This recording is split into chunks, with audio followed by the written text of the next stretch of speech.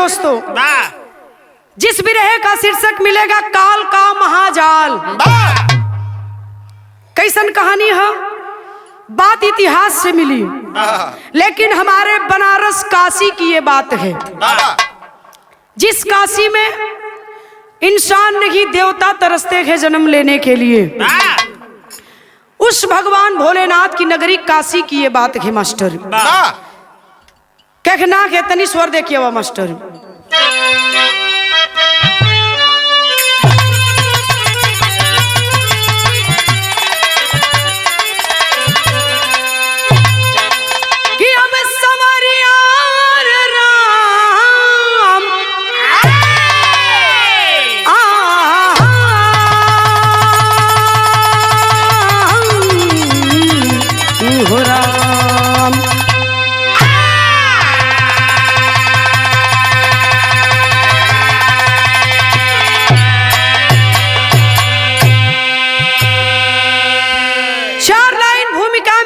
भाव लिखते हैं मौत क्या है। 4 लाइन भूमिका में मौत का परिभाषा लिखलन कवि जी हमरे। का लिखल गई मास्टर?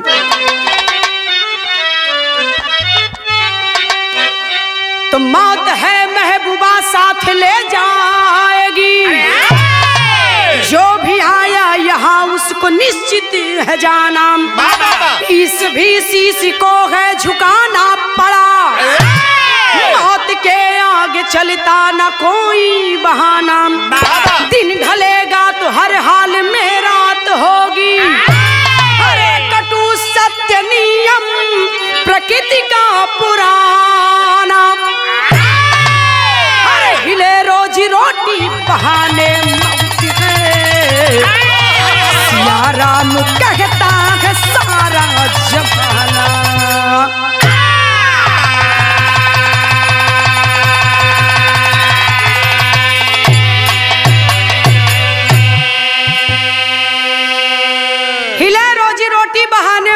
सियाराम कहता है सारा जमाना।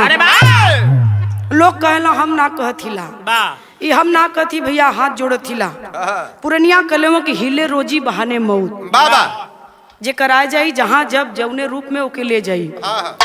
कोई यहाँ हमेशा हमेशा के लिए आयल ना है ये बाबू।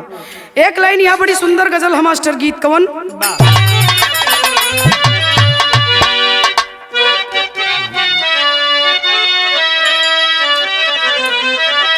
अरे ऐसे कैसे हो जाई, अरे ऐसे कैसे हो जाई, मोहब्बत के सौदा ऐसे कैसे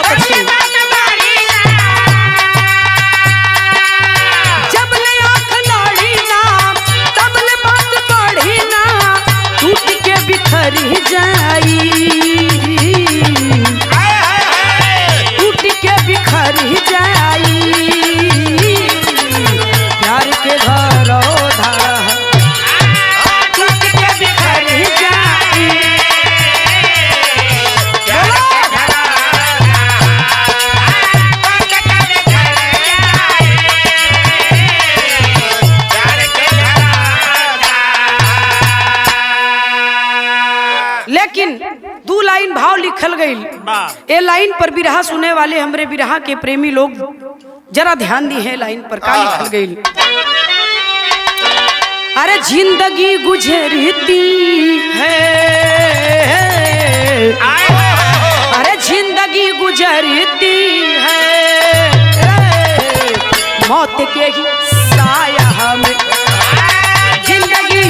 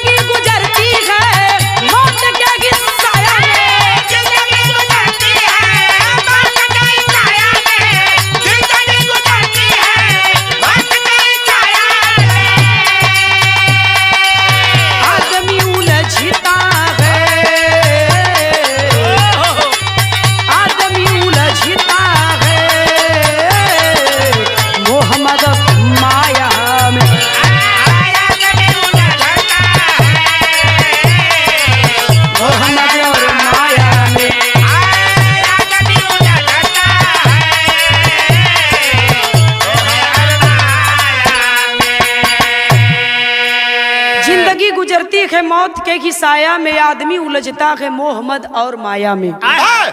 लोग कहला कि काम क्रोध मद मोह लोभ, जे ये 5 से बचल ओके स्वर्ग मिलल, लेकिन यही में हम आप फंस जाइला, स्वर्ग कहाँ मिल पावत। लेकिन फिर वही सवाल उठला कि स्वर्ग को किसने देखा है, के दिखले है। लेकिन फिर भी एक बात हम बता दें कि अपन कर्म करे के चाहिए, अपन कर्म बढ़िया से ईमानदारी से करे के चाहिए, उससे बड़ा कुछ ना है। कहानी शुरू है मास्टर, आवा।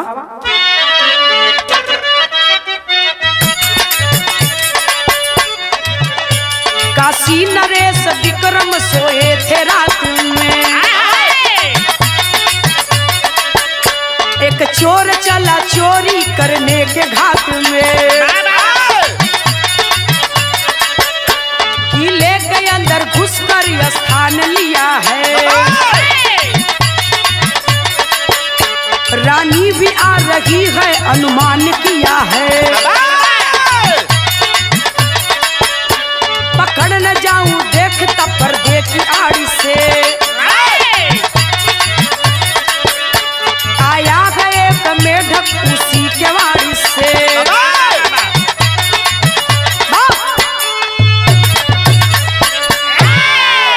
बहुत पाए पाए कैले बिरहा ना होले, बिरहा हुआ बार बार कवि जी बतावल हमके झूठा। हाँ हो कि बार बार बिरहा हुआ है जवन कहानी आदमी के साफ साफ दिल दिमाग पे साफ साफ समझ में आ जाए। कुछ गवैया हुआ हाउर हाउर हाउर हाउर हाउर हाउर अपने मन को में राम करित करी है, आदमी के पल्ले पड़ो चाहे मत पड़ो, हम तो पसीना फेंक के खाली है, वो हमार देन ना है, वो हम ना करीला। साफ सुना बिरहा सुने वाले भैया लोगन से निवेदन बा, तनी से ध्यान दिए। कहानी बतौली काशी का, काशी नरेश विक्रम रात का टाइम अपने शयन कक्ष में सूतल हवा, उनकर रानी चलनी राजा के सेज पर सूते बदे, रात का टाइम है। रानी जब राजा के शयन कक्ष में जात है, पहुंचे के तब पहुंच गई, जैसे ही पीछे मुड़ के केवाड़ का पल्ला बंद करे लगली, इतना बड़ा मेढक वही रानी के पीछे खड़ा है। हम कहीं खड़ा है कि बैठल है, लेकिन वही रानी देखली तो इतना बड़ा मेढक वहीं बैठल है। रानी सोचे लगली कि राजा गहरी नींद में सूतल हुआ, ये मेढक का जात अगर उछड़ के कूद के जाए के चढ़ गल राजा के ऊपर, तो राजा अलहर नींद में उठ जाई है। रानी नयाव देखली न ताव इतना बड़ी फूले का थरिया, पहले के जमाना में फूले का पितरी का कासा का बढ़िया बढ़िया बर्तन रहे, अब न स्टील चलल है। रानी देखली इतना बड़ी फूले का थरिया, वही थरिया से मेघा के जो है कहते हैं तोप के जाए के राजा के सेज पर सूते का तैयारी करे लगली। सारा नजारा के रानी के अलावा दूसरा व्यक्ति वही कक्ष में बात देखत के रहल, बहुत बड़ा चोर चोरी करे के घात से घात लगा के पर्दवा के आड़ में छिप के बैठल कि राजा रानी सूत जइहा तो सारा माल लेके फरार हो जाओ। घात लगा के बैठल, सारा नजारा देखत है रानी का। रानी राजा के सेज पर सूते के तैयारी करत ही, मेघा का जात तोपल में उछड़े लगल, और जब उछड़े लगल तो पट पट का आवाज आइल, एक तो फूले का थरिया, हाँ एक तो फूले का थरिया जब उछड़े लगल तो पट पट पट पट, राजा का नींद गईल खोल। राजा कहले अरे ये आवाज कहाँ से आवत है, बिरहा में तर्ज लगल मास्टर।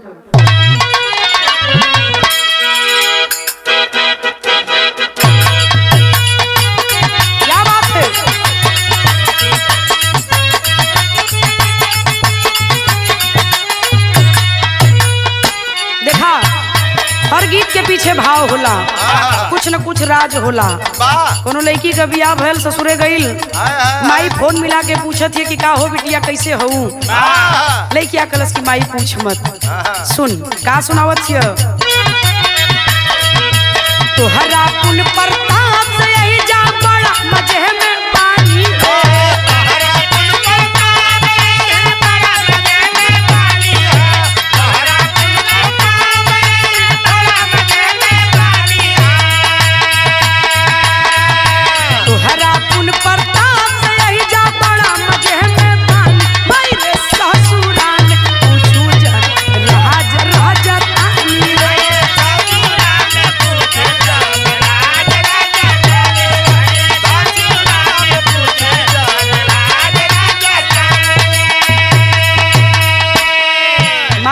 किस्मत एकदम बहुत चैन अमन से गईला। हम तो सोचले न रही कि हमार इतना नीक ससुराल मिल जाई। बाबा आए हाय हाय सबके होखे के चाहिए भगवान। लेकिन भाव है बिरहा के अंदर का राजा कहल रानी का गया रज में पानी हो। राजा कहल रानी काहे आजा रज में पानी हो। राजा कहल रानी काहे आजा रज में पानी हो। राजा कहल रानी का गया रज में पानी हो। कहाँ ही होला सोरबत बाबा दिल बर जानी हो। कहे होला तोर बंदा बाबा दिल जानी हो। कहे होला तोर बंदा बाबा दिल जानी हो। लह गहली बतावे रानी मेढकी के हाल हो। राजा लीला कावे रानी में जाती हाल हो। राजा लीला कावे रानी में जाती हाल हो। राजा कहले हमहू देखब ताता काल हो। राजा कहले हमहू देखब ताता काल हो। राजा कहले हमहू देखब ताता काल हो। देख चल राजा बढ़ी गई परेशानी हो। देखा चलना राजा बढ़ गई परेशानी हो। देखा चलना राजा बढ़ गई परेशानी हो। देख चल राजा बढ़ी गई परेशानी हो। हर थाली में मन के नागट सिलिहल के हुआनी हो। थाली में बन के नागता से लहला के हुआनी हो। थाली में बन के नागता से लहला के हुआनी हो। गौर करेंगे बाबूजी। राजा कहला कि रानी शोर कहाँ हो था। तरानी कली की राजा वही थरीवा के नीचवा मेघा तोपले हिला। राजा मजाक कैला कहला हमरे तोहरे बीच में ही मेघा के काली याद का एकर जरूरत रहली है तो के कर आवश्यकता का पड़ गई। रानी कली चुप रहता तो हूँ हरदम मजाक के मूड में रहेला। राजा कहला ये रानी कौनो निर्दोष जीव के बंदी ना बनावल जाला। बाबा ओके बहरे ले जा आजाद कैदा। रानी कली की बड़ी रात हो गई सूता सवेरे जोन हुई तोन होई होई। राजा कहला कि नाही अब्बा एकदम ओके ले जा बहरे कैदा। रानी अस्कत करे लगली नाही नुकुर कैली त राजा सेज से उतर गईलन। वाह कहला तू हऊ मेहरारू तोहरे लगत है अस्कत हम में जायदा हम ओके बहरे कह के आवत थी। वाह ए बाबू गौर करिहन जैसे ही राजा थरीवा उठोले हुआ मेघा मेघा ना गेहुअन कीड़ा बन के राजा के डस ले आ जैसे ही राजा के डसले है राजा गिरल हुआ। आ जब राजा गिरला रानी को घोर आश्चर्य कि तोपली मेघा आई कीड़ा बन के ऐसे राजा के हमरे काट भी ले लेस। रानी छाती पीट पीट के रोवे लगलिन। बिरहा में सोरठी से भाव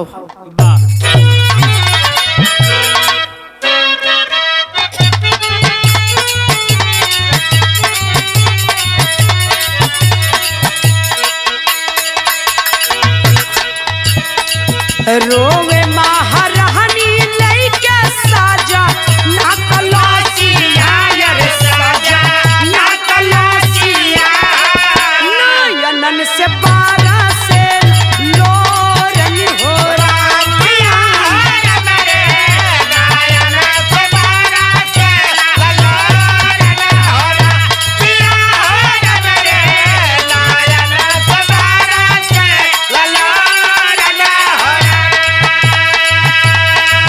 राजपाट सुन भइल रोवे काशी वासिया रे रोवे काशी वासिया चुपचाप देखे सब चोरन हो रानिया चुपचाप देखे सब चोरन हो रानिया चुपचाप देखे सब चोरन हो।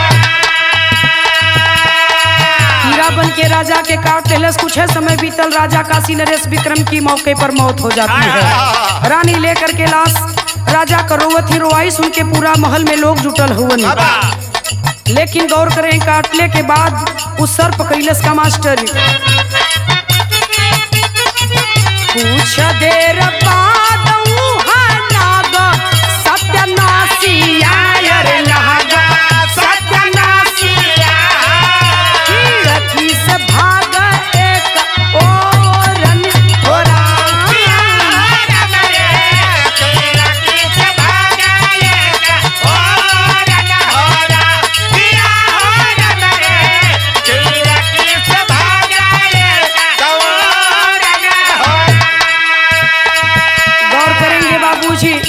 कुछ देर बाद यार सब रोवे, मेरा काशी नरेश के गम में डूबल बा।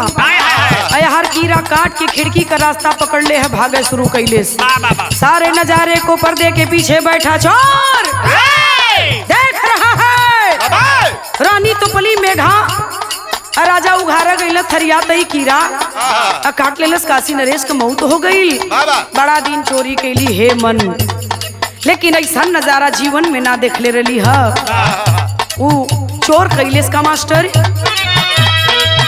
पीछा कैल चोर देखा जाके बीच पाना जाके बीच पाना नारी बनल बा सुंदर गोरन हो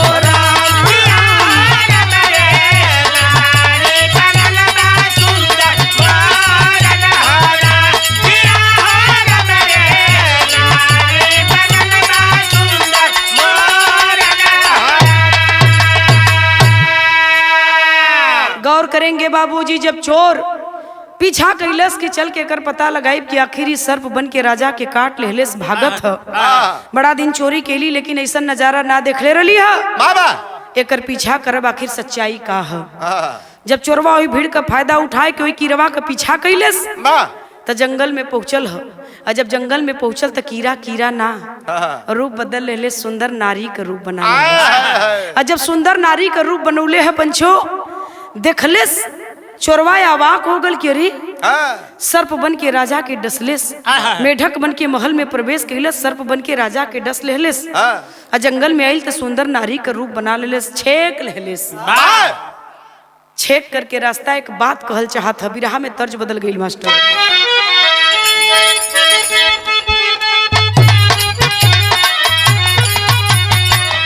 यह गीत हमारे उस्ताद लोगन के मुँह सुन ले हुई है ना आप लोग।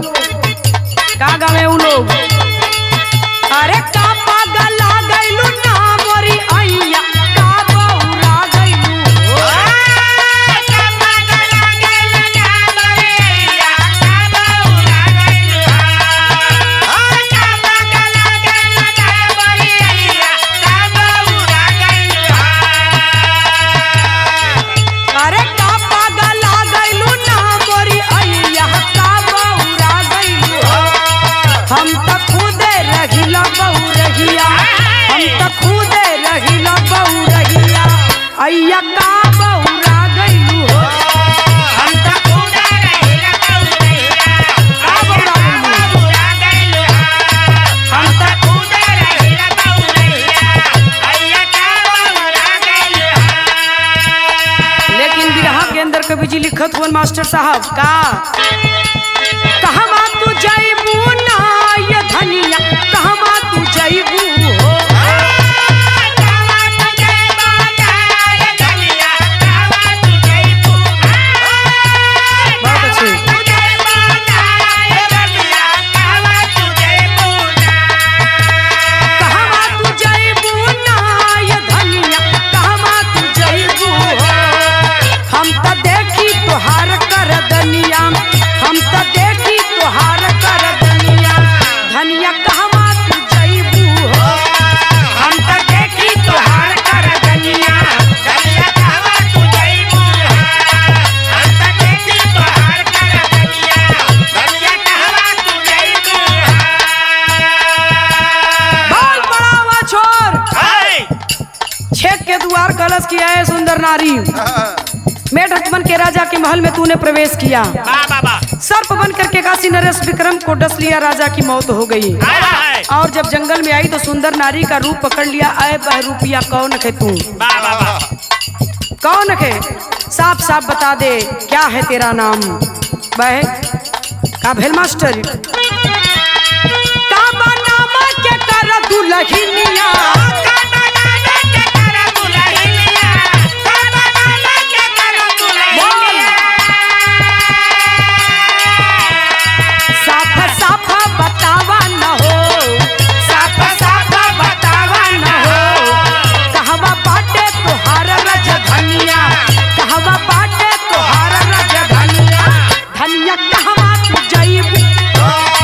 कहवा बाटे तोहार राजधानिया, धनिया कहवा तू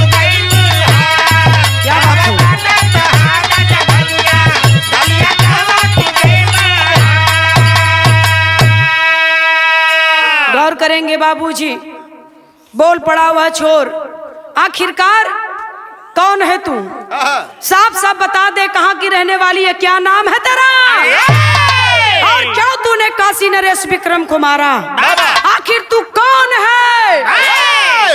अरे बाप रे बाप, इतना बात जब रोक के रास्ता चोरवा कहले है,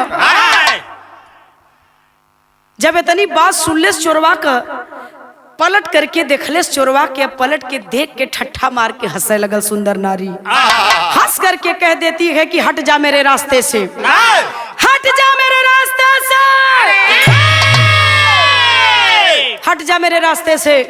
कलश की ना ना, जब तक तू ना बतेबी तब तक न हट। तब तू कौन है, क्या नाम है तेरा? तब बतौले मास्टर जानना चाहता है कि मैं कौन हूँ। सुन ले मेरी बात, भाव तेरी से मास्टर। अरे करनवा तब बताई ही रनिया, अरे भैया करनवा तब बताई रनिया, हमके महाकाल के नाम से जाना दुनिया, अरहर दुनिया, अरहर दुनिया। करनवा तब बताई रनिया, हमके महाकाल के नाम से जाने दुनिया हो। करनवा तब बताई रनिया, खला हट जो, जिद मत कर। तोहरो निराई गई लगा। हम कोनो साधारण मेहरारू या कोनो साधारण मनई नहीं हई, मैं महाकाल हूँ। जब चोरवा सुनलस कि महाकाल कल, हाँ आज काशी नरेश का आखिरी दिन रहल, अपने काम के अंजाम दे के जाती, हमरे रास्तवा से हट जो, छोड़ दे हमारा रास्ता। इतनी बात काल का सुन के वो चोरवा गनगन गनगन कांपे लगल। कल काल हुआ, कल काल ना महाकाल हिला, हट जो। तो कलश की ठीक है, हम रास्ता छोड़ दे, लेकिन एक शर्त पर। कलश की का शर्त है? कल एक शर्त पे बस हमें इतने बता दा कि हमार मौत कब, कहाँ, कौने रूप में तो से भेंट हुई, हम कैसे मरब, यह बता दा। ओकरे बाद छोड़ देती रास्ता, हम जा। बिरहा के आखिरी तर्ज मास्टर भैल का।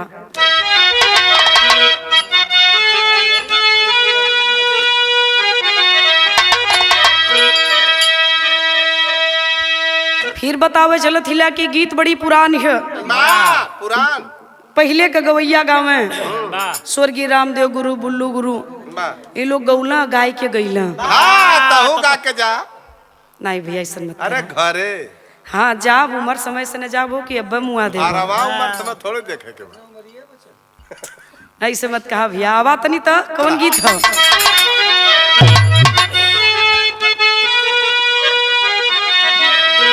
तो छपरा सहारिया में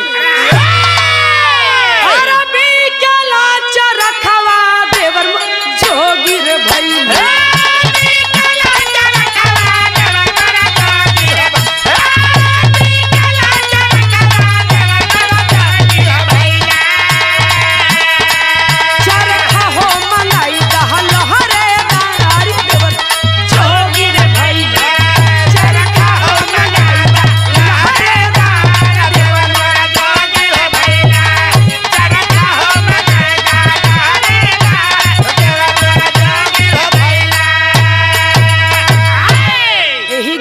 तनी से और बदल दे पुरनिया हरे का गाँव मास्टर कि कहवा का खाया चुनाव, अरे कहवा का पान, कहवा का टीकुली, कहवा का पान, अब फरमाई है लीला रवा हमारे हो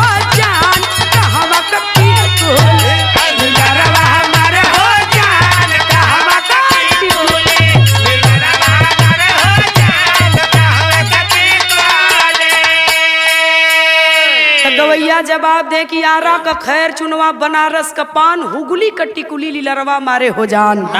लेकिन गुलाब भैया यही के तनी से कवि जी हमरे बदल देला, हम गाइला का गाइला कि अटले का खाया चुनवा, अरे पाटले का पान में हरी कट्टी कुली,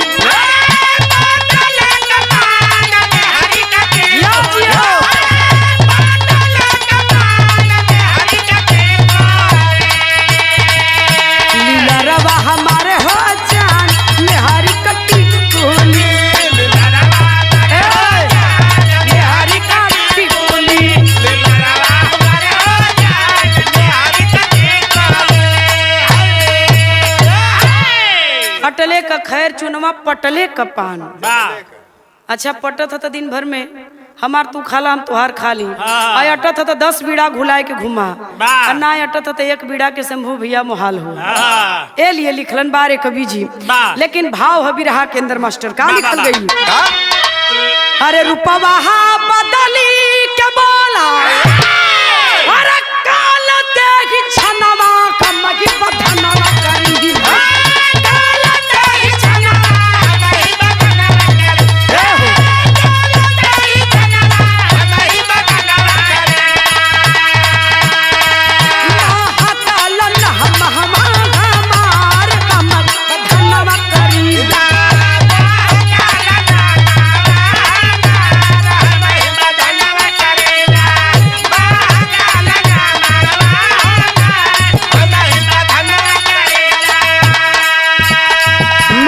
सभी को जिसकी जब आ जाती है मेरा ही हाथ रहता है मारने में मैं महाकाल हूँ। तब चोरवा कहले से हाथ जोड़ चोर का हम के बता दा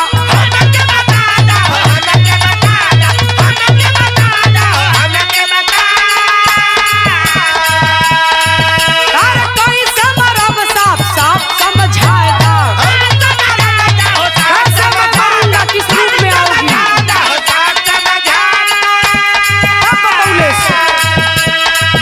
बिस सहाल बाद झूलवा फांसी का झूलनवा कमगी बधनवा करी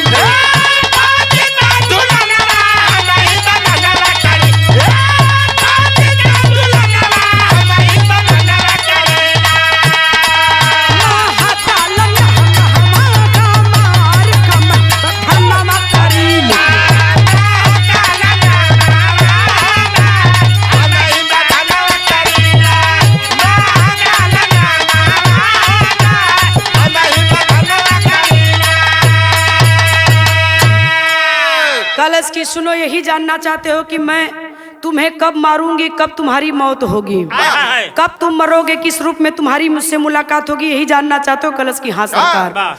इतना हमें बता दा बस। बोल पड़ा वह काल, इस पेड़ को देख रहे हो, इसी पेड़ पर 20 साल बाद मेरी और तेरी मुलाकात होगी। कलश के पेड़वा पर 20 साल बाद कैसे कल फांसी हुई। ये काशी नरेश जे के मार के आज जात हिला ए नहीं कर रानी राजगद्दी पर बैठी है रात चली है और है रानी तो के 20 साल बाद यही पेड़वा पर फांसी दी है। कोई फांसी के फंदा के रूप में तोर हमसे मुलाकात हुई। इतना कह के काल गायब। काल वहां से चला गया। इतना कह करके अब चोरवा सोचे लगल कि हे मन तू ही चलाक ना हूँ, हमहू बहुत चलाक हिला। ला जब बताई देहलू तो सुना हम उपाय लगावे चले थी। चोरवा उपाय का लगुलस बाबूजी भाव पहपट के अंदर है।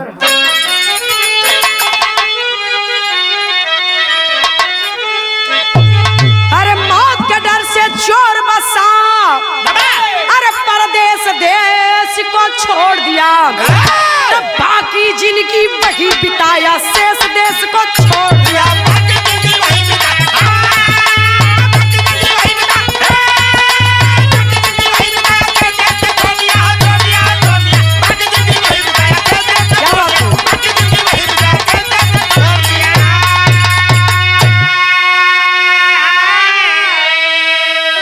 अरे 20 वर्ष का समय वो अपना आखिर वही बिताया हो। एक दिन जंगल में पाके तब काल रचा है माया हो। रथ पर नारी रोती मिली, अरे विशेष देश को छोड़ दिया। अरे नारी तू क्यों रोती, क्या क्लेश देश को छोड़ दिया।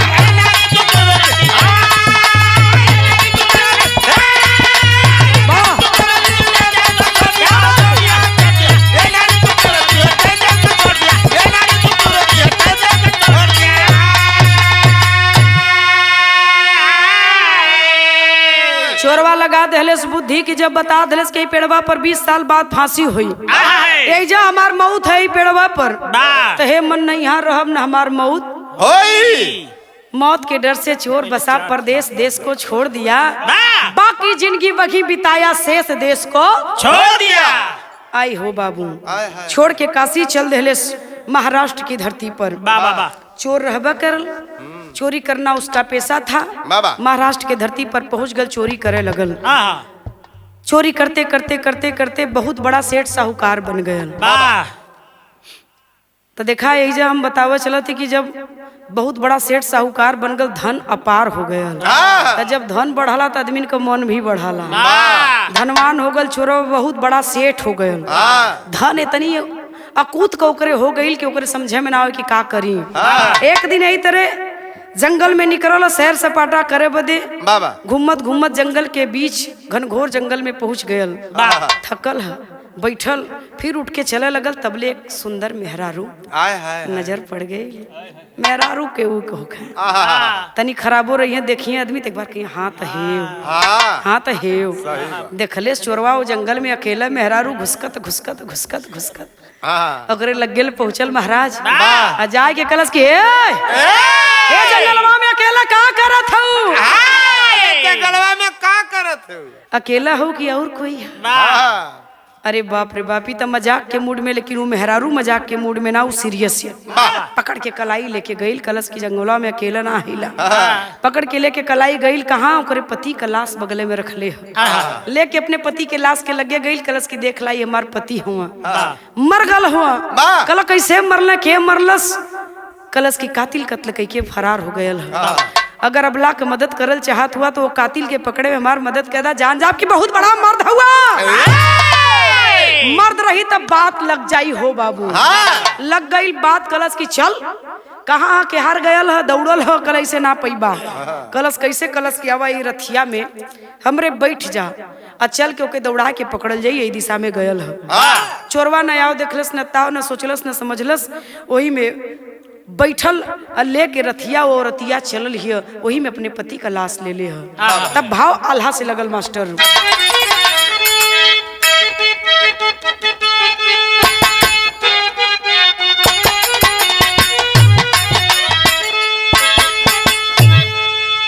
रात दौड़ाई चल के दुश्मन पकड़ला बाबू।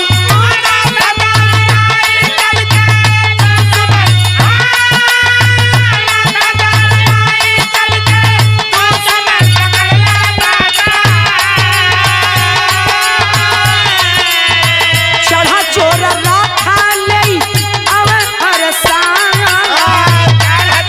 राथा ले उड़ल हरसा।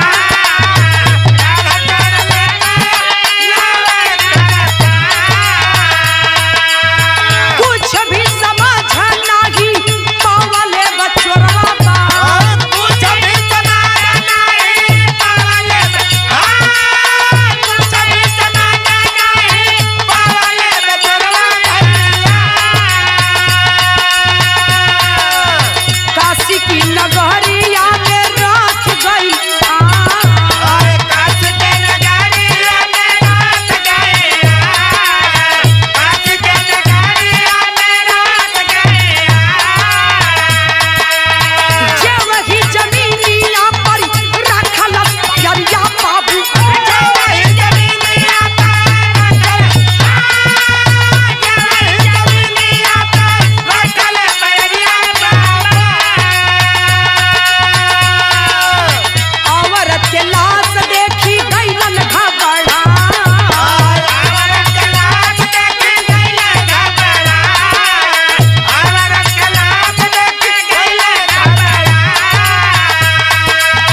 कतल के जुर्म में पकड़ के दारवनवा भैया। कातला के जुल्मा में पकड़ के दार बनवा, कातला के जुल्मा में पकड़ के दार बनवा भैया।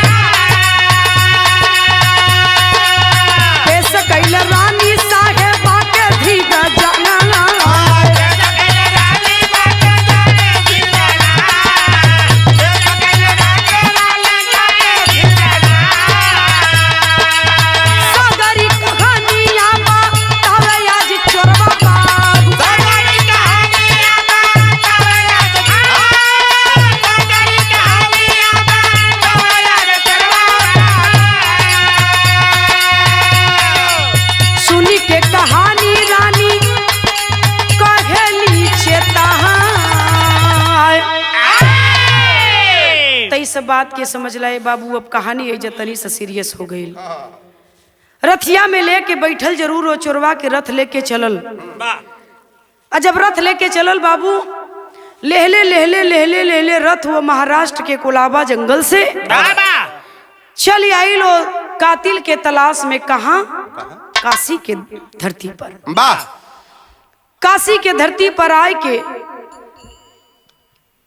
चिल्लाए लगल, छाती पीट पीट के रोवे लगल, गुहार लगा दिलस रानी साहिबा के दरबार में कि मुझे न्याय दिया जाए, मेरे साथ न्याय किया जाए, मुझे इंसाफ दिया जाए।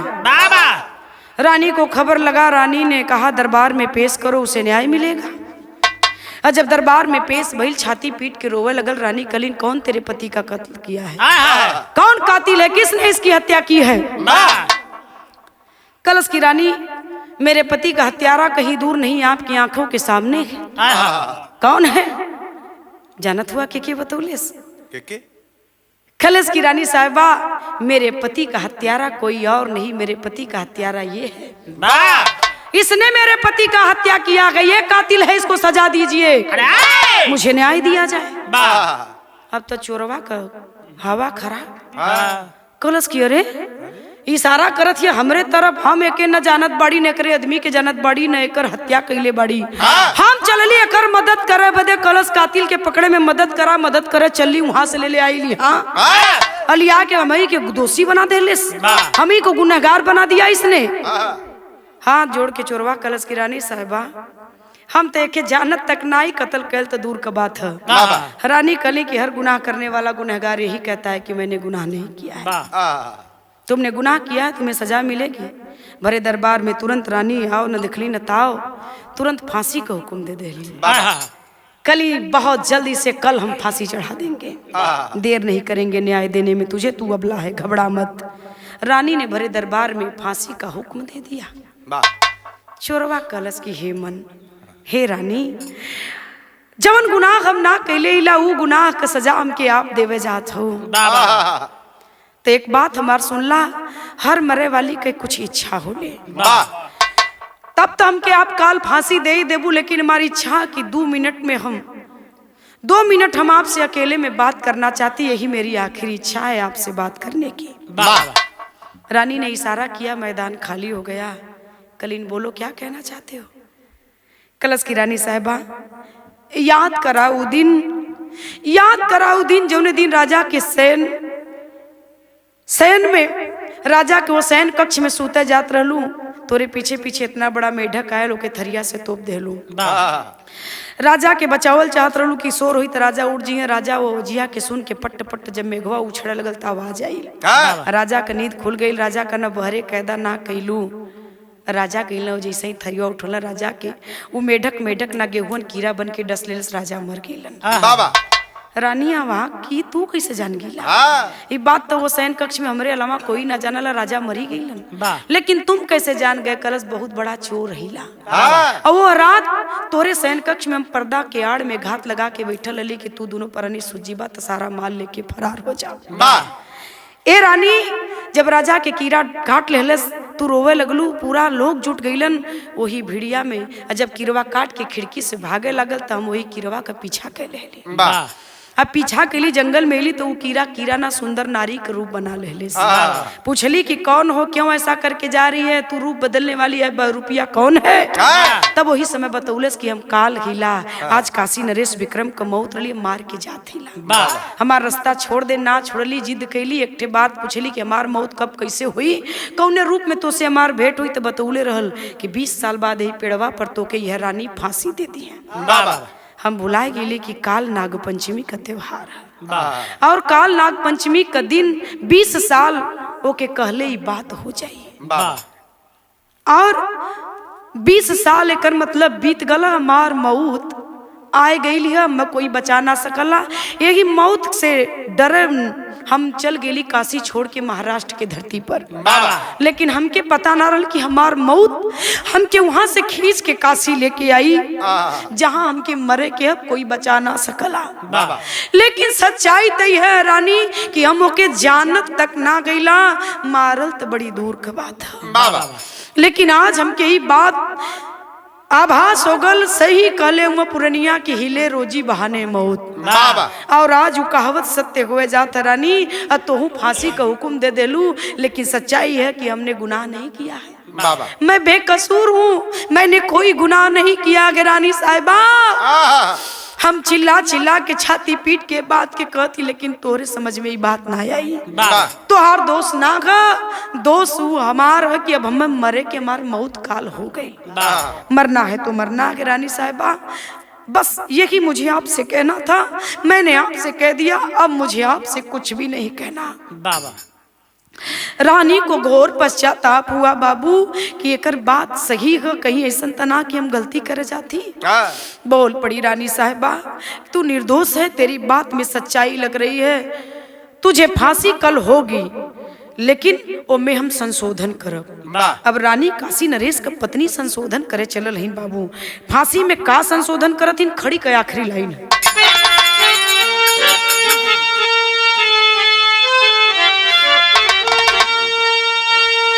सुन के रानी सब कहानी, अरे तब गिरावया सिया, बाकी बाटा गुनाह गरवा दिया ही फंसी।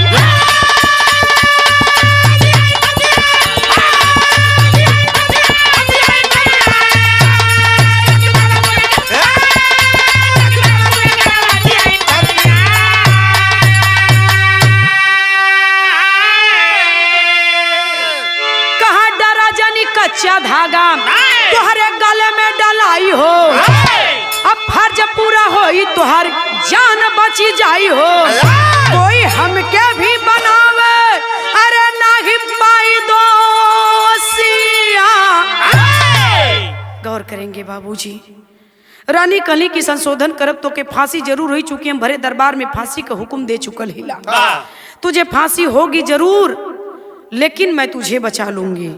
छोरवा कलश रानी फांसी देबू और बचेबो करबू, दोनों बात समझ में ना आवत। कली की सुना, कच्चा धागा का फांसी का फंदा हम बनवाई, वो बात के खाली हम जानब, जौन फंदा बनाई ऊ जानी, एक है तू जानत हुआ और कोई न जानी। फांसी का फंदा कच्चा धागा का बनवाए, कोई पे लटकवा दे तो के फांसी दे दे, धागा टूट जाई तोर जान बच जी, हमार बात भी रह जाई। कोई हमके भी बनावे नहीं पाई दोसिया, बाकी बाटा गुना गरवा हो दिया ही फसिया। चोरवा कलश की बस बस बस, एकर मतलब की लगत रानी अब हमार जान बच जाई।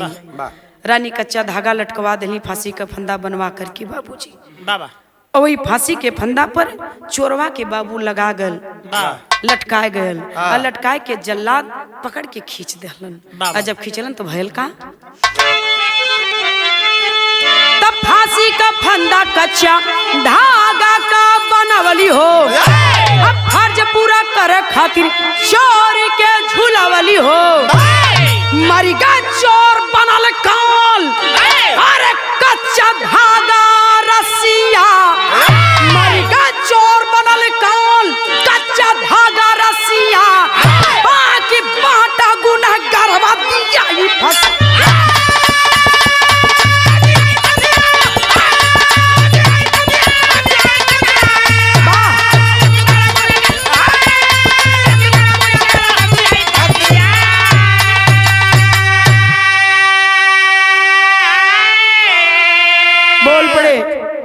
आखिरकार वह कच्चा धागा का रानी साहिबा फांसी का फंदा बनवा कोई पेड़े पर लटकवा दली, खींच के जल्लाद ले गई, पकड़ के गले में ढाल के रस्सा, फांसी का फंदा डाल के रस्सा खींच दलन, खींच दलन जल्लाद, और वह फांसी का फंदा चोरवा का काल बन गया। वह कच्चा धागा बाबू ना ही टूटल, जल्लाद खींचलन, आखिरकार चोरवा का अंत हो गया। मर गया वह निर्दोष चोर। कहले का मतलब यह है कि जब मौत आ जाई तो लाख करे चतुराई, विधि के लेख मिटे ना पाई। क्यों कितनो चतुराई कर ले, मौत महबूबा है, आज नहीं तो कल ये महबूबा छोड़ने वाली नहीं है, ले जाएगी। यही बदे कवि जी लिखलन, मौत है महबूबा साथ ले जाएगी, जो भी आया यहाँ उसको निश्चित है जाना। इस भी शीश को है झुकाते सदा, मतलब कहले गई है कि भगवान अइलन वो चल गईलन। तो हम आप तो आम इंसान हैं। वाह। तो जो आया है उसे जाना है, आखिर चोरवा का अंत हो गया। रानी हाथ मिस के रहेगी नहीं कि आखिर ओके हम बचा ना पोली। तो जहाँ भगवान का हाथ बाह लग जाई लपट जाइए वहाँ इंसान बचा न पाई। कहले का मतलब यह कि ये समूह भैया जब तुहार मौत आ जाई तो ठोकर लग जाई मर्जी बा। अब मौत ना लिखल तो कई फीट खाई में गाड़ी पलट जाए, मौत ना लिखल तो ना मरबा। कहले कई मतलब है कहानी यही खत्म होती है बाबूजी। खानदान का परिचय है।